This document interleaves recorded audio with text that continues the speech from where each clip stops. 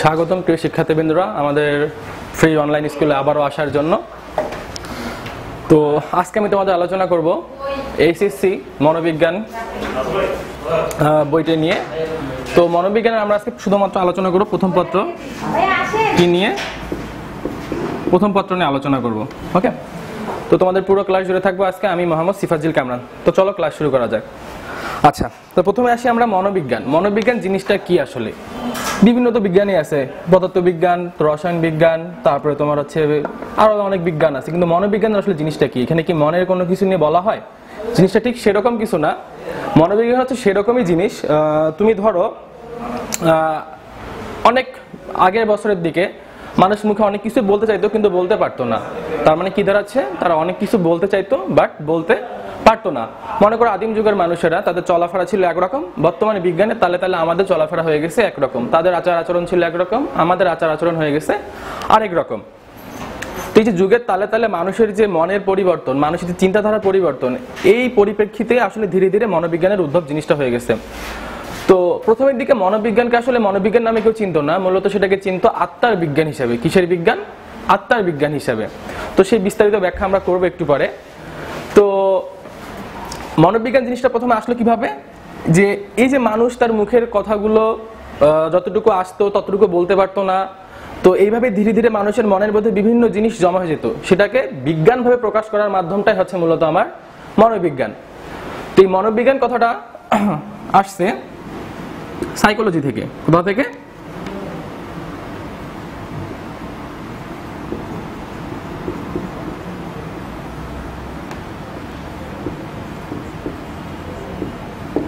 Psychology থেকে।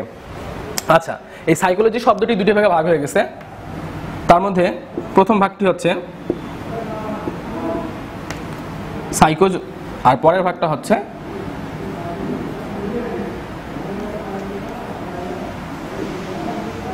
লজি থেকে তুমি বলতে পারো লোগোস। ওকে, আচ্ছা। তো এই সাইকো শব্দের অর্থ হচ্ছে আত্মা।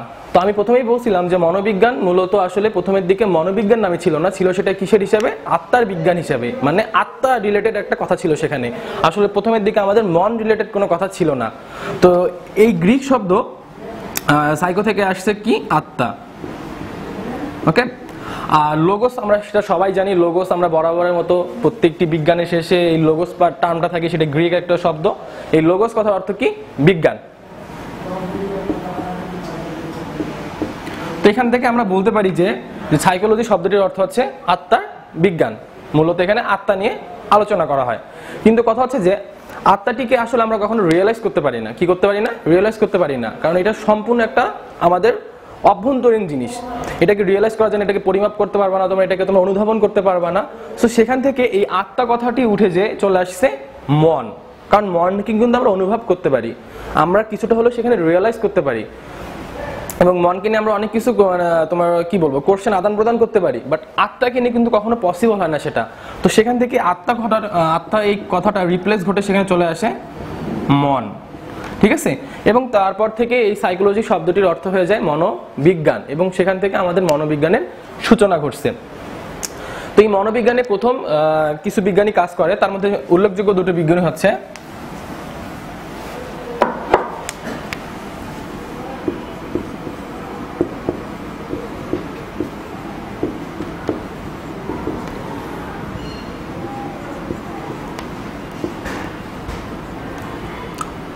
একজন হচ্ছে উইলিয়াম উন্ড। ঠিক আছে, এ হচ্ছে ছিল জার্মান বিজ্ঞানী। কি বিজ্ঞানী ছিল? জার্মান বিজ্ঞানী। আচ্ছা, প্রথমে বলতে গেলে হচ্ছে এই মনোবিজ্ঞান নিয়ে বলতে গেলে প্রথম যে বিজ্ঞানীটার নাম আসে সেটা হচ্ছে উইলিয়াম উন্ড। এ কোন দেশের বিজ্ঞানী ছিল? এ ছিল হচ্ছে জার্মানের বিজ্ঞানী। আচ্ছা, তারপরেই আসে তোমাদের হচ্ছে, তারপরে নেক্সট যে বিজ্ঞানীটার নাম আসে তার নাম মূলত তোমার হচ্ছে আমরা উইলিয়াম উন্ডকে যদি বলি, তারপরে আসে তোমার হচ্ছে উইলিয়াম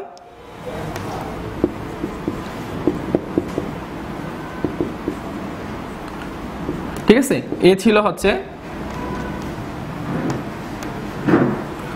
আচ্ছা তাহলে প্রথমে আমরা বললাম কি প্রথমে যে আমরা মনোবিজ্ঞানে বিজ্ঞানীদের কথা চিন্তা ভাবনা করি তাহলে প্রথমে আসবে হচ্ছে উইলিয়াম উড, তারপরে আসছে তোমার হচ্ছে উইলিয়াম। তো তারা প্রথমে চিন্তা ভাবনা করে যে মনোবিজ্ঞানকে তারা কিভাবে প্রকাশ করবে।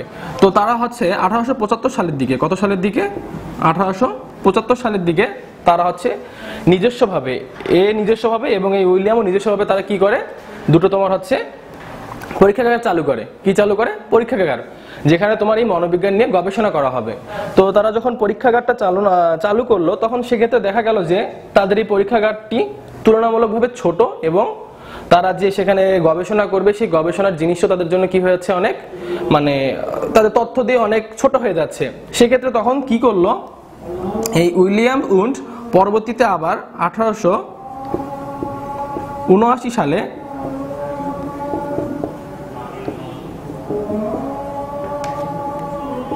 লিপজিগ বিশ্ববিদ্যালয়ে সে কি করলো, তোমার হচ্ছে লিপজিগ বিশ্ববিদ্যালয়ে সে আবারও তার যে পুরাতন যে তোমার পরীক্ষাগারটা ছিল সেটাকে আবারও সে রিপেয়ার করে সেটাকে তার গবেষণার জন্য উপযুক্ত করে তুললো। তো সেখান থেকে মূলত এই তোমার মনোবিজ্ঞানের যে লিপজিগ, মানে মনোবিজ্ঞানের যে তোমার গবেষণা বা তোমার যে মনোবিজ্ঞানের যে আলোচনা, সেখান থেকে তিনি উদ্ভাবন করলো। আচ্ছা, তো এখন কথা হচ্ছে তোমাদের বইয়ে একটা জিনিস আছে, সেটা হচ্ছে যে মনোবিজ্ঞানের জন্মদিন। কি? মনোবিজ্ঞানের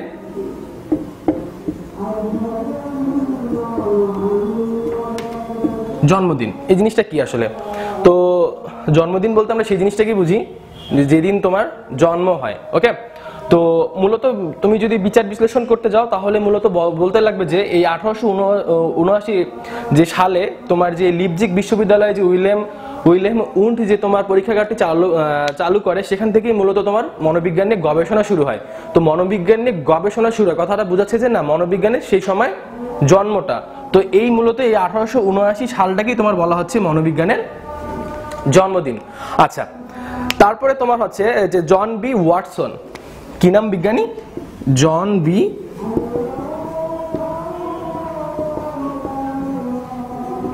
ওয়াটসন, কত সালে? 1913 সালে। তিনি একটা তোমার হচ্ছে কি দেয়, মনোবিজ্ঞান নিয়ে একটা তোমার হচ্ছে সংজ্ঞা দেয়। সেই সংজ্ঞাটা ছিল এরকম যে মনোবিজ্ঞান হলো আচরণের বিজ্ঞান। মনোবিজ্ঞানটা কি? মনোবিজ্ঞানটা হলো কি? আচরণের বিজ্ঞান।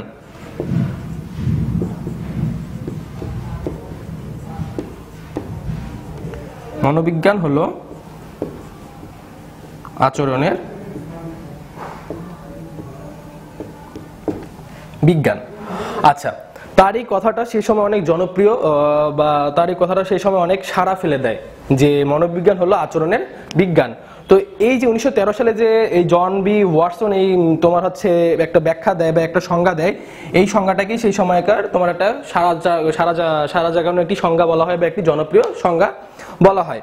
তারপরে এই সংজ্ঞার ভিত্তিতেই আরো বিভিন্ন বিজ্ঞানীরা তারা কি করছে, বিভিন্ন সংজ্ঞা দিয়ে গেছে। তো জন বি ওয়াটসন 1913 সালে যে এই মনোবিজ্ঞান হলো আচরণের বিজ্ঞান, তিনি যে একটা সংজ্ঞা দেয়, এই সংজ্ঞাকে বেস করে বা এই সংজ্ঞাকে ভিত্তি করেই পরবর্তীতে আরো বিভিন্ন বিজ্ঞানীরা তারা মনোবিজ্ঞানের বিভিন্ন সংজ্ঞা দিয়ে থাকে।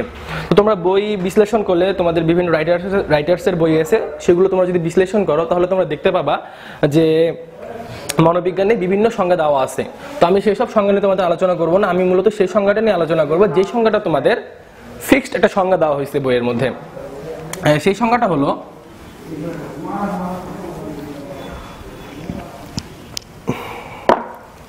মনোবিজ্ঞান হলো এমন একটি বিজ্ঞান, মনোবিজ্ঞান হলো এমন একটি বিজ্ঞান, ঠিক আছে? মনোবিজ্ঞান হলো এমন একটি বিজ্ঞান যা মানুষ ও প্রাণীর আচরণ, যা মানুষ ও প্রাণীর আচরণ, যা মানুষ ও প্রাণীর আচরণ এবং মানসিক প্রক্রিয়া সম্বন্ধে এবং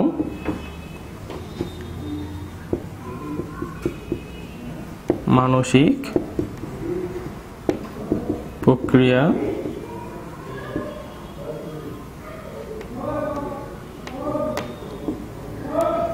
সম্বন্ধে ধারণা বা ব্যাখ্যা দেয়।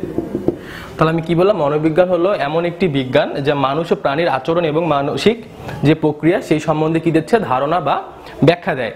আচ্ছা, তোমরা যদি এখন এই যে আমি কি বললাম যে 1913 সালে যে জন বি ওয়াটসন একটি সংজ্ঞা দেয়, সেই সংজ্ঞাকে ভিত্তি করে আরো বিভিন্ন বিজ্ঞানীরা তারা আরো বিভিন্ন মনোবিজ্ঞানকে নিয়ে সংজ্ঞা দেয়। তো সেই সংজ্ঞাগুলো থেকে একটি নর্মাল একটা সংজ্ঞা বা একটা তোমাদের যে মূল যেটা বেস একটা যে তোমার হচ্ছে সংজ্ঞা আসে, সেই সংজ্ঞাটা হচ্ছে যে এরকম যে মনোবিজ্ঞান হলো এমন একটি বিজ্ঞান যা মানুষ ও প্রাণীর আচরণ এবং মানসিক প্রক্রিয়া সম্বন্ধে ধারণা বা ব্যাখ্যা দেয়। তো দেখো শিক্ষার্থীবৃন্দরা, আমি যদি এখানে তোমার হচ্ছে একটু ভালো করে লক্ষ্য করি, তো এখান থেকে আমি কয়েকটি কথা পাবো, ঠিক আছে, কয়েকটি কথা পাবো। তার মধ্যে একটা হচ্ছে বিজ্ঞান, ঠিক আছে, বা তুমি এই বিজ্ঞানকে বলতে পারো যে একটি বিজ্ঞান যা কি বলছে মানুষ ও প্রাণীর আচরণ, ঠিক আছে, একটা মানুষ ও প্রাণী এটা একটা টপিক, আর একটা টপিক হচ্ছে তোমার আচরণ, একটা টপিক বলতে পারি কিনা। এবং আরেকটা কি বলছে যে মানসিক প্রক্রিয়া সম্পর্কে, কি সম্পর্কে, মানসিক যে প্রক্রিয়া আছে সেই সম্বন্ধে হচ্ছে ধারণা বা ব্যাখ্যা দেয়। তাহলে দেখো আমি এই সংজ্ঞা থেকে আমি কয়টি কথা পাচ্ছি, 4টি কথা পাচ্ছি। একটা বলছে যে বিজ্ঞান, একটা বলছে মানুষ ও প্রাণীর, আরেকটা বলছে আচরণ, আরেকটা বলছে মানসিক প্রক্রিয়া। তো আমি যদি এটাকে সাজাই লিখি, তাহলে সাজাই লিখলে আমার 4টা কথা দাঁড়াবে হচ্ছে, প্রথমে আসবে আচরণ, তারপরে 2 নম্বরে আসবে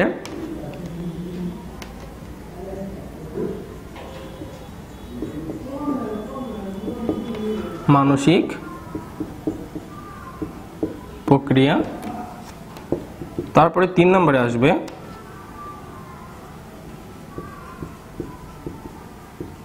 মানুষ ও প্রাণী, 4 নম্বরে আসবে বিজ্ঞান, ঠিক আছে।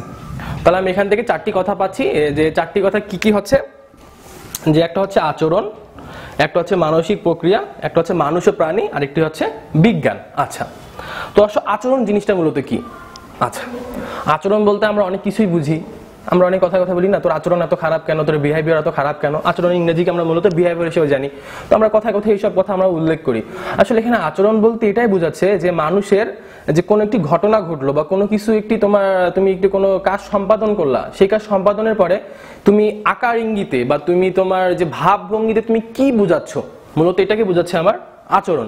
সে ধরো তুমি হঠাৎ করে সকালবেলা ঘুম থেকে উঠে শুনতেছো তুমি একটি লটারি জিতছ, সেই লটারিতে তোমার মনে করো যে সামথিং অনেকগুলো টাকা তোমাকে পুরস্কার দেওয়া হবে। সে ধরো যে তোমাকে 60-50 হাজার টাকা তোমাকে পুরস্কৃত করা হবে।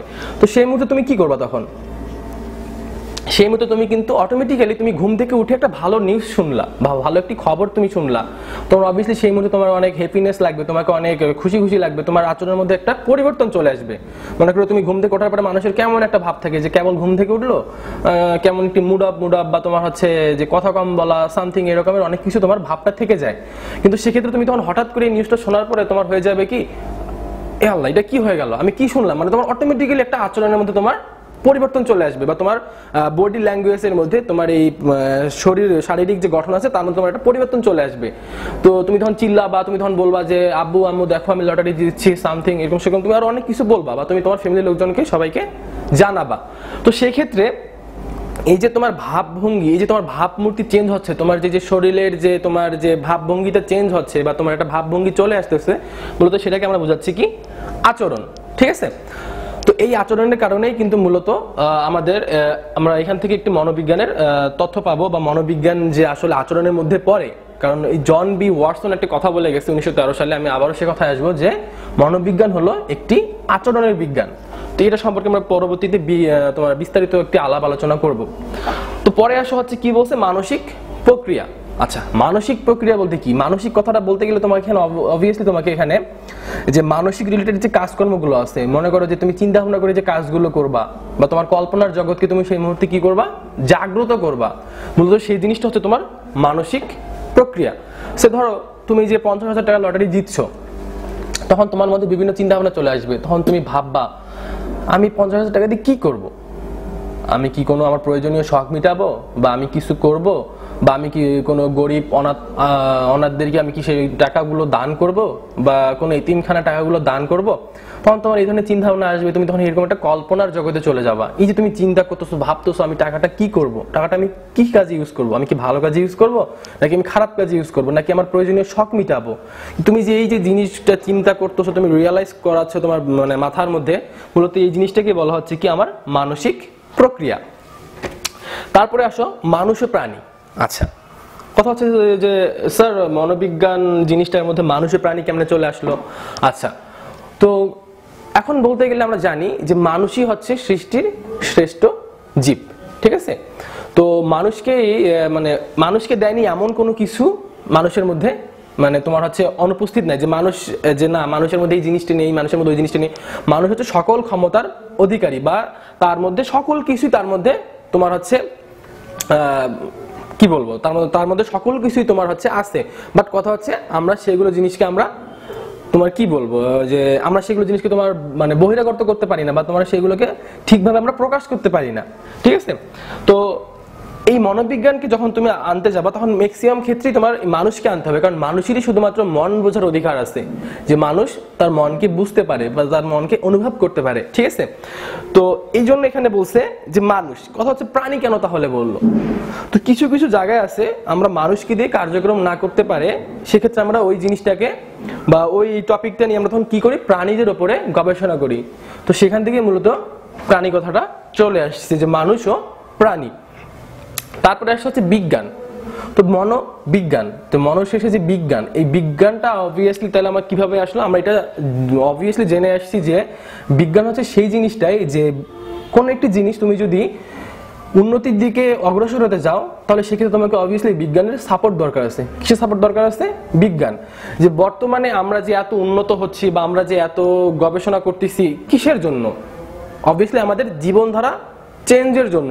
যে আমরা এক সময় মনে করো আদিম যুগের মানুষেরা কি করছে, আদিম যুগের মানুষেরা মনে করো গাছের ছাল বাকল এসব কাপড় হিসেবে তারা ইউজ করছে। বর্তমানে আমরা বিভিন্ন অত্যাধুনিক ডিজাইনের কাপড় তৈরি করতেছি। এগুলো কিসের বদলতে হচ্ছে? অবভিয়াসলি বিজ্ঞানের বদলতে। তো বিজ্ঞান মানে তোমার যে কোনো জিনিসের উন্নতির হচ্ছে মূল শিখর, যে কোনো জিনিসের উন্নতি বা যে কোনো জিনিসের তোমার হচ্ছে অগ্রসরের দিকের হচ্ছে মূল যে লক্ষ্য, সেটা হচ্ছে যে বিজ্ঞান। বিজ্ঞান ছাড়া আসলে আমরা কোনো জিনিসই কখনো উন্নতি সাধন করতে পারবো না। আচ্ছা, তো এটা ছিল হচ্ছে আমাদের আচরণ, মানসিক প্রক্রিয়া, মানুষ, প্রাণী ও বিজ্ঞান নিয়ে আলোচনা করব যে মনোবিজ্ঞানের কি নিয়ে, পরিধিটা নিয়ে। আচ্ছা, কোন একটা জিনিস তুমি যদি গবেষণা করতে যাও বা কোন একটা জিনিস নিয়ে তুমি যদি কিছু করতে যাও, সেক্ষেত্রে তোমার ওই জিনিসটি কি লাগবে, পরিধি লাগবে, যে তার বিস্তৃতি কত বড়। ঠিক সেরকম যে এই মনোবিজ্ঞানের পরিধিটা আসলে কত বড়, বা মনোবিজ্ঞানের পরিধিটা আসলে কি কি।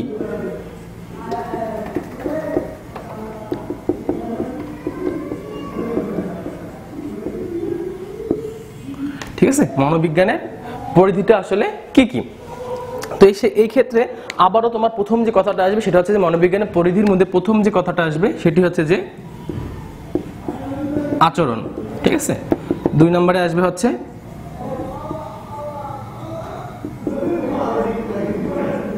মানসিক প্রক্রিয়া, আর 3 নম্বরে আসবে হচ্ছে তোমার জৈব সামাজিক প্রক্রিয়া। কি আসবে? জৈব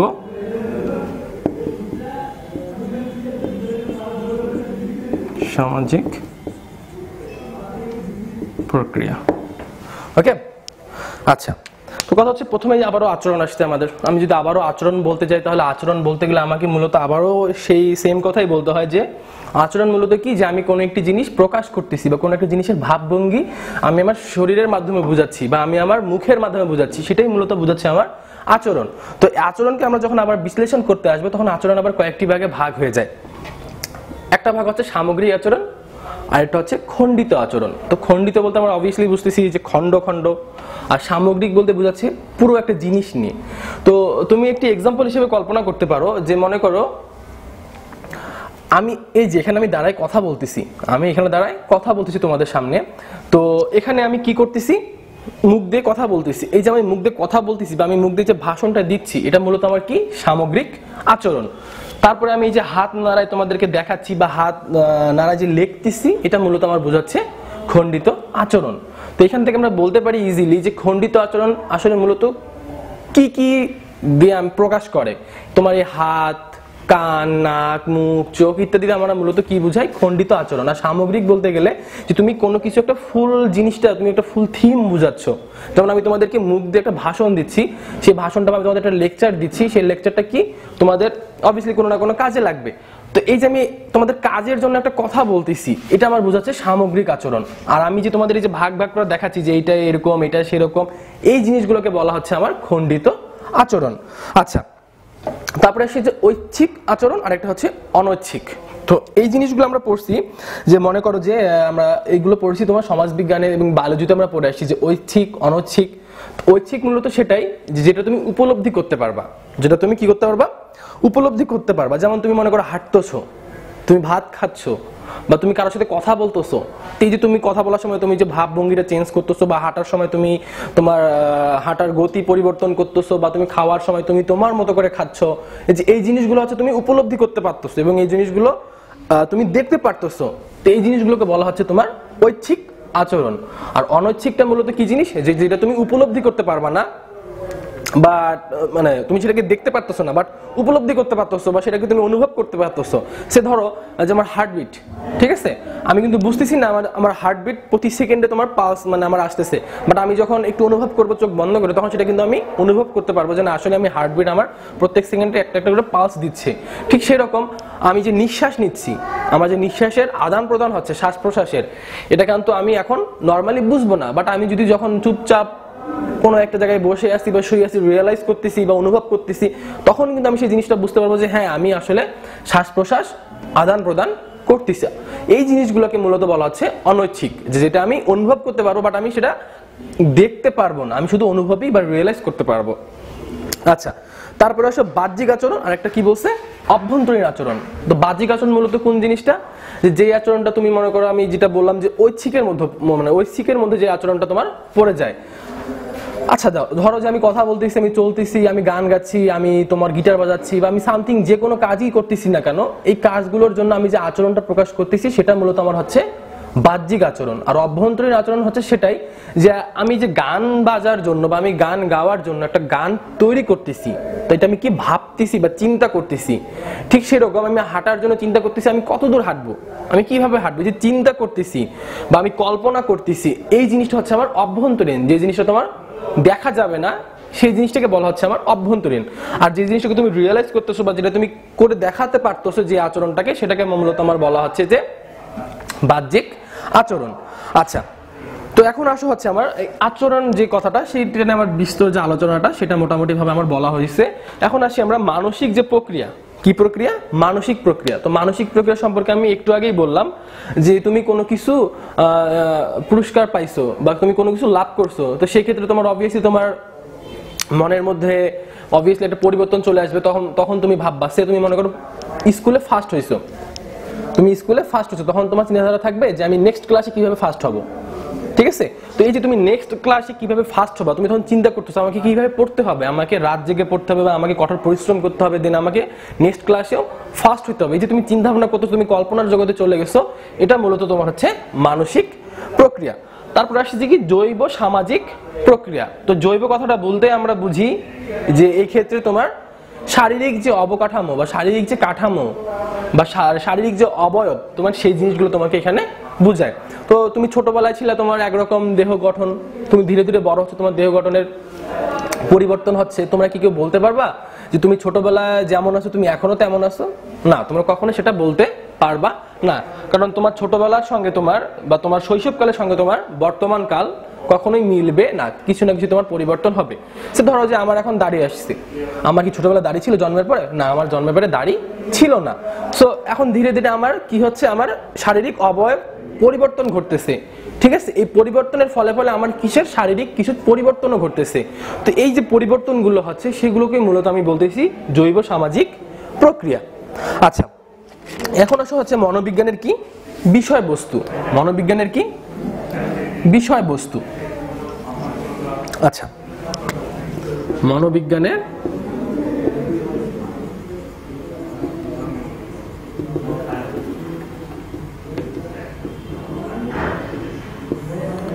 বিষয়বস্তু, যে মনোবিজ্ঞানের বিষয়বস্তু আসলে যে মনোবিজ্ঞানটা যে তৈরি হয়েছে সে কি কি বিষয় নিয়ে তৈরি হয়েছে, তার মধ্যে প্রথম যে বিষয়টা আছে সেটা হচ্ছে কি শিক্ষণ। প্রথম যে বিষয়টা আছে সেটা হচ্ছে যে কি শিক্ষণ। এই শিক্ষণ জিনিসটা আসলে কি? শিক্ষণ বলতে অবভিয়াসলি শিক্ষা বোঝাচ্ছে। তো তুমি যখন ছোট ছিলা, তুমি ধীরে ধীরে বড় হচ্ছ, তোমার কি বৃদ্ধি পাচ্ছে? তোমার শিক্ষা লাভের যে চাহিদাটা সেটা তোমার বৃদ্ধি পাচ্ছে।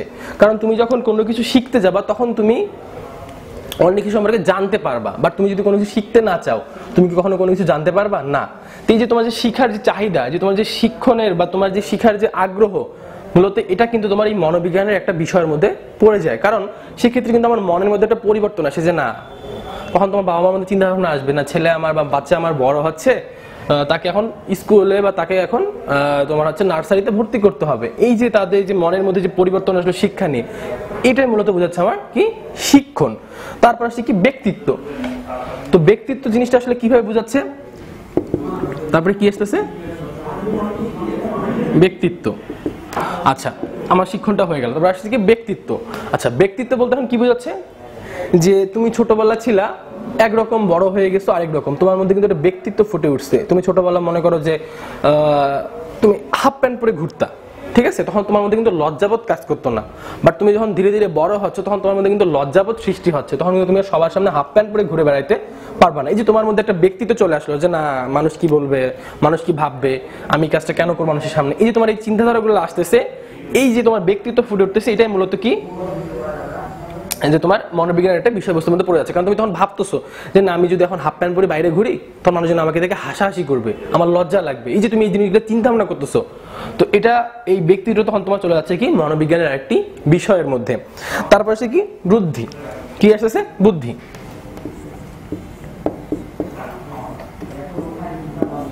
আচ্ছা, বুদ্ধি নিয়ে আলোচনা করতে গেলে কি হবে? আমি আবারও সেম কথা বলবো যে তোমাদের অবভিয়াসলি বয়স বৃদ্ধির সঙ্গে সঙ্গে তোমাদের কি হচ্ছে, তোমাদের বুদ্ধিরও মানে বুদ্ধির যে বিকাশটা সেটাও তোমাদের বিকাশ ঘটতেছে। কারণ তুমি যখন জন্ম হওয়ার পর পরই কিন্তু একটা তার মানে বাচ্চা বা একটা সন্তান কখনোই কিন্তু সঠিক বুদ্ধির অধিকারী হতে পারে না। সে ধীরে ধীরে যখন জানতে শিখবে, বুঝতে শিখবে, ধীরে ধীরে তখন তার বুদ্ধির কি হবে, বিকাশ ঘটবে।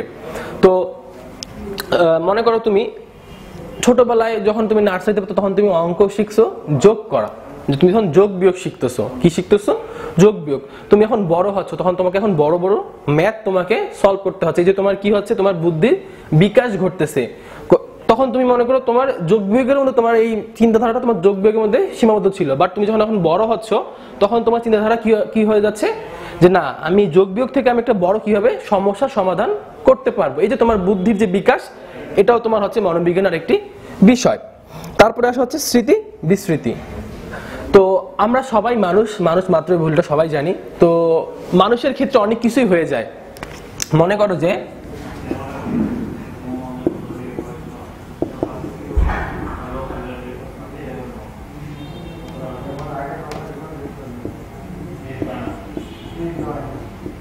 ঠিক আছে, তো অবশ্যই দেখবা যে তুমি দেখা গেল তোমার এখন থেকে 2 বছর আগে তোমার একটি ঘটনা মনে আছে। আবার অনেকেরই দেখো যে বা তোমার ফ্রেন্ডের সাথে তুমি কোথাও ঘুরতে গেছো আজ থেকে 2 বছর আগে, তোমার মনে আছে কিন্তু তোমার ফ্রেন্ডের মনে নেই।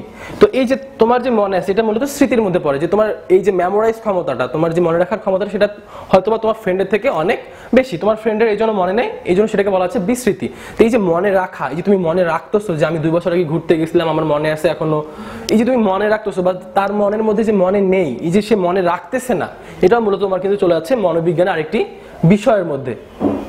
তারপরে আসছে তোমার অন্তঃক্ষরা গ্রন্থি। কি গ্রন্থি? অন্তঃক্ষরা গ্রন্থি।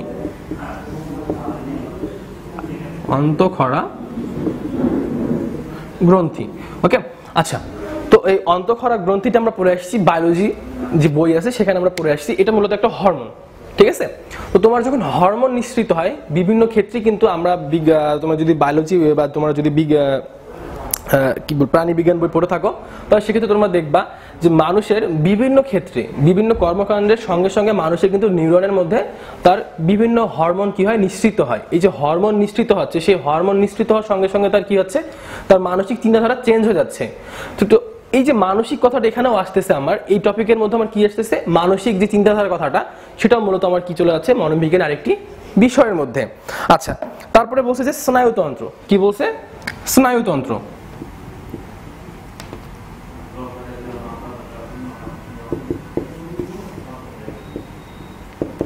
আচ্ছা, স্নায়ু বলতে আমরা বুঝতেছি কি, অবভিয়াসলি এখানে আমাদের আবারও নিউরন জিনিসটা আসতেছে যে কার স্নায়বিক ক্ষমতা কত বেশি, বা তুমি এটাকে বলতে পারো বুদ্ধি ক্ষমতা, ঠিক আছে। তো এখানে কার কত বেশি এটা কিভাবে তুমি ডিপেন্ড করবা, অবভিয়াসলি তোমার এই যে বুদ্ধি জিনিসটা এখানে লিখছি আমি, এই বুদ্ধির উপরে ডিপেন্ড করে কিন্তু তোমার স্নায়ুতন্ত্রের যে বৃদ্ধিটা এটা তোমার প্রকাশ পাবে, ঠিক আছে। তো বুদ্ধি যেহেতু আমার মনোবিজ্ঞানের একটা বিষয়, সো এই ক্ষেত্রে আমি বলতে পারি স্নায়ুটাও আমার কি, স্নায়ুতন্ত্রটা হচ্ছে আমার মনোবিজ্ঞানের আরেকটি বিষয়। আচ্ছা, তারপরে বলছে প্রত্যক্ষণ, কি বলছে,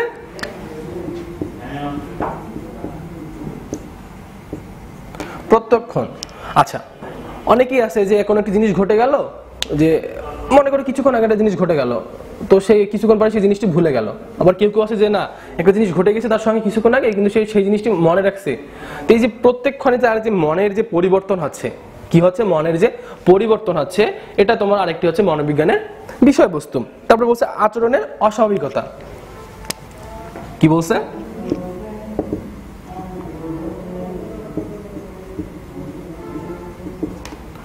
আচরণের অস্বাভাবিকতা। ওকে, আচ্ছা, আচরণ ভালো কথা। অস্বাভাবিকতা এক্ষেত্রে কি, যে অনেকেই আছে, অনেকের বাচ্চা কাচ্চা বা অনেকের সন্তান দেখা গেছে যে ছোটবেলা থেকে একটু কি টাইপের হয়ে যায়, একটু মনে করো যে বেয়াদব টাইপের হয়ে যায়, যে আমরা যখন নর্মালি আমাদের থেকে বড়জনকে দেখলে কি করবো, রেসপেক্ট করবো, তারা তো সেখানে রেসপেক্ট করতেছে না। বা দেখা যাচ্ছে যে অনেকেই আছে যে তোমার মনে করো যে কোথায় কিভাবে কথা বলতে হবে, কোন জায়গায় কথা বললে জিনিসটা ভালো হবে বা কোন জায়গায় কথা বললে জিনিসটা ভালো হবে না, সেক্ষেত্রে তাদের সেই যে বুদ্ধি ক্ষমতা সেটা তাদের বৃদ্ধি। তো সেক্ষেত্রে আমাদের কি হচ্ছে যে দেখা গেছে যে না, অনেকের বাচ্চা আবার আছে যে তোমার মনে করো যে কোথায় কিভাবে কথা বলতে হবে, যে কোথায় মানে কার সাথে ভদ্র সহকারে কথা বলতে হবে, বা কে ছোট কে বড়, এই জিনিসগুলো যারা না বুঝে চলে তাদের মধ্যে একটা আচরণের পরিবর্তন আসে। এই আচরণের পরিবর্তনটা হচ্ছে মূলত আমার আচরণের অস্বাভাবিকতা। আচ্ছা, তারপরে বলছে হচ্ছে যে কি, তোমার হচ্ছে সামাজিক পরিবেশ, ঠিক আছে। তুমি যদি এই আচরণটা চলে আসো যে অস্বাভাবিকতা, সেখান থেকে তুমি কিন্তু পাবা সামাজিক পরিবেশ। কি পাবা, সামাজিক পরিবেশ, ঠিক আছে। কারণ এই সামাজিক পরিবেশে ডিপেন্ড করবে তুমি ছোট থেকে বড় হয়ে কি করবা, বা তোমার বিহেভিয়ারটা কি টাইপের হবে, ঠিক আছে। কারণ একটা পরিবেশ কিন্তু ডিপেন্ড করবে যে তুমি নিজেকে কিভাবে গঠন করবা, তুমি চাও নিজেকে যে ভালো মানুষ হিসেবে নাকি খারাপ মানুষ হিসেবে, সম্পূর্ণ সেটা দায়ভার কিন্তু পরিবেশের। পরিবেশ তুমি যেরকম পাবা তুমি কিন্তু সেভাবেই ঠিক মানুষ হবা। তো এটাও মূলত আমার কি একটা মনোবিজ্ঞানের আরেকটি বিষয়। আচ্ছা, তারপরে বলছে যে শিল্পক্ষেত্রে আচরণ। আচ্ছা, তুমি মনে করো যখন এই আচরণের সঙ্গে সঙ্গে তুমি যখন সামাজিক পরিবেশে আসতেছো, তোমার যখন পরিবেশ ডিপেন্ড করতেছে, তুমি যখন একটি ভালো মনের মানুষ হয়ে উঠতে পারবা, সেই ক্ষেত্রে তুমি কিন্তু তখন, আমার টপিকটা কি ছিল,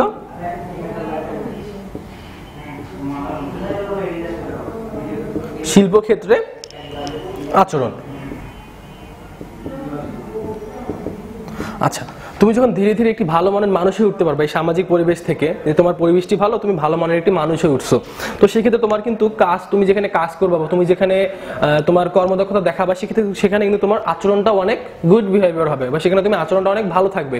বাট তুমি মনে করো বড়ই হয়েছো অনেক খারাপ পরিবেশে, সেখানে তুমি শুধু শিখছো মারামারি, কাটাকাটি, মানুষের সাথে ঝগড়া করা, খারাপ কথা বলা, সেক্ষেত্রে তুমি কিন্তু যেই জায়গায় কাজই করো না কেন, সেটা যে কাজই হোক না কেন, সেক্ষেত্রে তুমি কিন্তু তোমার আচরণের সেরকমই থাকবে। তো এই যে তোমার ডিপেন্ড করতেছে শিল্পক্ষেত্রে আচরণটা তুমি কেমন করবা, সেটা ডিপেন্ড করতেছে কিন্তু তুমি কি পরিবেশে বড় হচ্ছ। তো এই শিল্পক্ষেত্রে আচরণটাও তোমার মূলত পড়ে যাচ্ছে মনোবিজ্ঞানের আরেকটি বিষয়ের মধ্যে। তারপরে বলছে যে শিক্ষাক্ষেত্রে আচরণ। কিসে আচরণ? শিক্ষাক্ষেত্রে আচরণ। শিক্ষা ক্ষেত্রে আচরণ। আচ্ছা, মূলত এই জিনিসটা কি, তো তুমি ছোটবেলা মনে করো বড় হয়েছো, তুমি একটি ভালো পরিবেশে, তোমাকে শিখাইছে কিভাবে কথা বলতে হবে, কিভাবে চলতে হবে, কাকে রেসপেক্ট করতে হবে, কাকে রেসপেক্ট করতে হবে, মানে কিভাবে রেসপেক্ট করতে হবে, এই জিনিসগুলো তোমাকে ফ্যামিলি থেকে শিখাইছে। তুমি কিন্তু সেক্ষেত্রে তুমি যখন কোন একটি স্কুলে পড়তে যাবা বা কোনো একটি ভার্সিটিতে পড়তে যাবা, সেক্ষেত্রে তোমার কিন্তু অবভিয়াসলি সেই পরিবেশটা কিন্তু ডিপেন্ড করবে তুমি সেখানে যে কিভাবে বিহেভিয়ার করবা। বাট তুমি বড়ই হয়েছে মনে করো খারাপ কথা বলে, মানুষের সাথে উঁচু গলায় কথা বলে, সেক্ষেত্রে তুমি কিন্তু যেই কলেজেই পড়ো না কেন, যেই স্কুলে পড়ো না কেন, যেই ভার্সিটিতে পড়ো না কেন, তোমার কিন্তু সেখানে আচরণের কোনো পরিবর্তন হবে না। তুমি সেখানে যেও তুমি সেখানে সেভাবেই কথা বলবা। তো এটাও কিন্তু ডিপেন্ড করতেছে আমার একটি মনোবিজ্ঞান আরেকটি বিষয়ের মধ্যে। আচ্ছা, মূলত এই যে এই সকল যে তোমার বিষয়, এই বিষয়গুলো তোমার মনোবিজ্ঞানের বিষয়ের মধ্যে পড়ে যায়। তো আমাদের এরপরে আরো আসবে যে মনোবিজ্ঞানের ভিত্তি বা মনোবিজ্ঞানের যে তোমার হচ্ছে যে দৃষ্টিভঙ্গি, ঠিক আছে। তো তুমি যদি এই জিনিসগুলো বুঝে থাকো তাহলে তুমি অবভিয়াসলি মনোবিজ্ঞানের যে দৃষ্টিভঙ্গি আছে বা মনোবিজ্ঞানের যে তোমার যে ভিত্তিগুলো আছে তুমি সেই জিনিসগুলো ইজিলি বুঝতে পারবা। তো আমরা নেক্সট ক্লাসে অবভিয়াসলি আমরা এই দৃষ্টিভঙ্গি ভিত্তি এসব নিয়ে আলোচনা করব। আশা করি তোমরা সবাই এতটুকু ক্লিয়ারলি বুঝতে পারছো। যদি বুঝে থাকো তাহলে অবভিয়াসলি আমাদের চ্যানেলটিকে লাইক করবা, শেয়ার করবা এবং সাবস্ক্রাইব করবা, এবং ক্লাসটি ভালো লেগে থাকলে অবশ্যই আবারও আমাদের চ্যানেলে ঘুরতে আসবা। আশা করি ততদিন ভালো থাকবা। সবাইকে ধন্যবাদ। আল্লাহ হাফেজ।